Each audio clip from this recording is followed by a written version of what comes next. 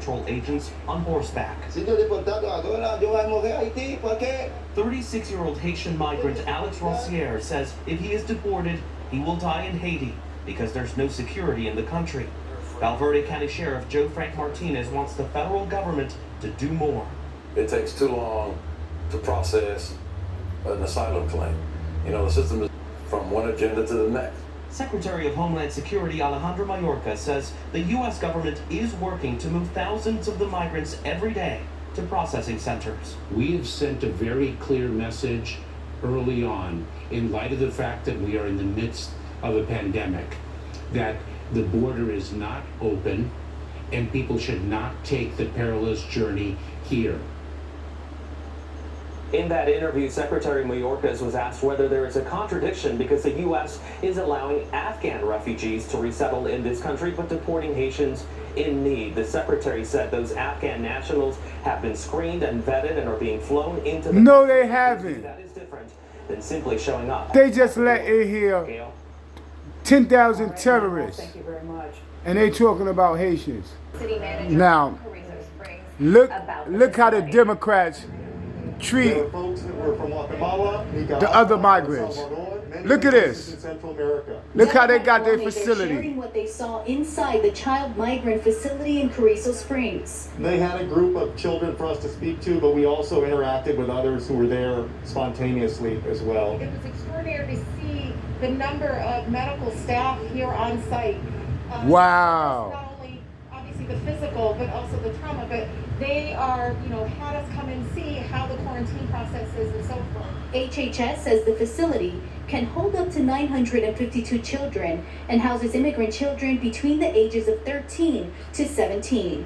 U.S. Representative Joaquin Castro says they also spoke with leadership of the facility about practical recommendations for the Biden administration to speed up the process by which asylum claims are considered so that people don't have to wait either in these facilities. You see how they treating these people, and look how they treating the black people. This is bad, but they got the black people outside. Carrizo Springs, Ronnie Guest, says it's important that lawmakers get to see inside the facility.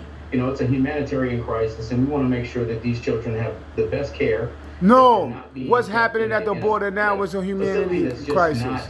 Look. Who are coming. Look at this. They have a humane policy about how they, as quickly as possible, and it takes time, but you want to do it right, can get them situated with family member or safe. Hypocrisy.